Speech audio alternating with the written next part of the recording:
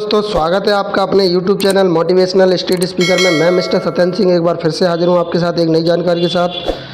तो दोस्तों, मध्य प्रदेश शिक्षक वर्ग 2 चयन परीक्षा MP माध्यमिक शिक्षक भर्ती विवाद। हाई कोर्ट ने कहा भर्ती नियमों में मनमानी बर्दाश्त नहीं, सरकार से 2 दिन में मांगा जवाब। फिर विवादों में शिक्षक भर्ती प्रक्रिया। तो पूरा डिटेल में जानेंगे दोस्तों, वीडियो को अच्छे से देखिए। अगर चैनल पे पहली बार विजिट कर रहे हो तो चैनल को सब्सक्राइब करके बेल आइकन को दबा देना, जिससे जब भी कोई वीडियो आएगा तो आप तक जानकारी पहुंचती रहेगी दोस्तों।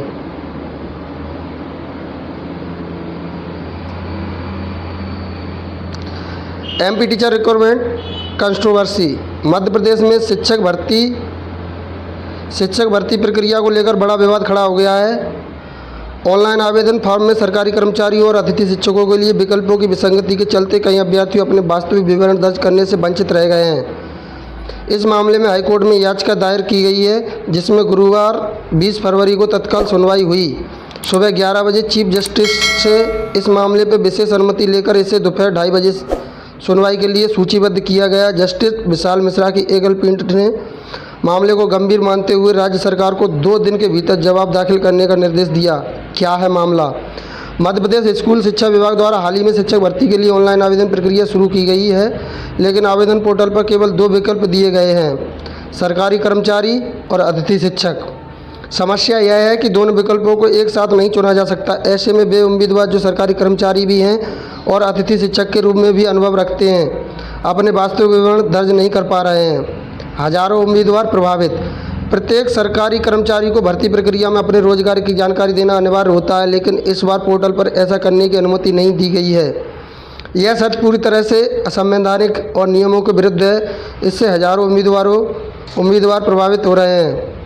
धीरज तिवारी याचिकाकर्ताओं के वकील है। याचिकाकर्ताओं के वकील धीरज तिवारी ने दिए तर्क। याचिकाकर्ताओं के वकील धीरज तिवारी ने दलील दी है कि प्रत्येक सरकारी कर्मचारी को भर्ती प्रक्रिया में अपने रोजगार की जानकारी देना अनिवार्य होता है, लेकिन इस बार पोर्टल पर ऐसा करने की अनुमति नहीं दी गई है। यह शर्त पूरी तरह से असंवैधानिक और नियमों के विरुद्ध है। इससे हजारों उम्मीदवार प्रभावित हो रहे हैं। हाईकोर्ट में तत्काल सुनवाई, सरकार से 2 दिन में जवाब तलब। याचिकाकर्ताओं ने इस मामले में तत्काल सुनवाई की मांग की है, जिसे हाईकोर्ट के चीफ जस्टिस ने सुबह 11 बजे अनुमति दी।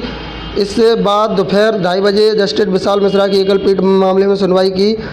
हाईकोर्ट ने इस मामले को गंभीर मानते हुए कि शिक्षक भर्ती प्रक्रिया लाखों उम्मीदवारों के भविष्य से जुड़ी है। ऐसे में भर्ती नियमों में किसी भी प्रकार की अस्पष्टता या मनमानी बर्दाश्त नहीं की जा सकती। अदालत ने सरकार को 2 दिन में जवाब दाखिल करने का आदेश दिया। यह स्पष्ट करने को कहा कि आवेदन प्रक्रिया में इस तरह की शर्त क्यों रखी गई है। सरकारी कर्मचारी होते हुए भी अतिथि शिक्षक का लाभ क्यों नहीं दिया जा रहा है?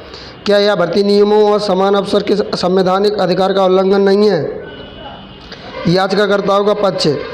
याचिकाकर्ताओं के एडवोकेट ने तर्क दिया है कि मध्य प्रदेश स्कूल शिक्षा सेवा भर्ती नियम 2018 में ऐसा कोई प्रावधान नहीं है जो सरकारी कर्मचारियों को अतिथि शिक्षक श्रेणी से बाहर करता हो। भर्ती में पारदर्शिता बनाए रखने के लिए उम्मीदवारों को सही जानकारी दर्ज करने की अनुमति मिलनी चाहिए। सरकारी कर्मचारी होते हुए भी अतिथि शिक्षक के अनुभव का लाभ न देना नियमों के विपरीत है। 2023 में आयोजित उच्च माध्यमिक शिक्षक भर्ती में भी कई प्राथमिक शिक्षक जो पहले से सरकारी सेवा में थे, उन्हें गेस्ट फैकल्टी का चयन किया और उच्च माध्यमिक शिक्षक पद पर नियुक्ति प्राप्त की। इस आधार पर यह स्पष्ट होता है कि वर्तमान भर्ती प्रक्रिया में लगाए गए प्रतिबंध पूरी तरह से मनमाने और अवैध हैं। सरकार का पक्ष। सरकार की ओर से 11 फरवरी 2025 को जारी आदेश में कहा गया है कि जो उम्मीदवार सरकारी कर्मचारी है और अतिथि शिक्षक के रूप में अनुभव रखते हैं तो वे अतिथि शिक्षक श्रेणी के लाभ के पात्र नहीं होंगे। सरकार का तर्क है कि यह नियम संभावित दोहरे लाभ को रोकने के लिए लागू किया गया है। हालांकि याचिकाकर्ताओं का कहना है कि यह पूरी तरह अवैध है और अनुचित है, क्योंकि दोनों श्रेणियों में लाभ अलग अलग प्रकृति के हैं। तो दोस्तों, MP माध्यमिक शिक्षक भर्ती पूरी तरीके से विवाद में चल रही है। अब देखो इस पर क्या फैसला होता है दोस्तों। मिलते हैं ऐसी नई जानकारी के साथ, तब तक के लिए जय हिंद।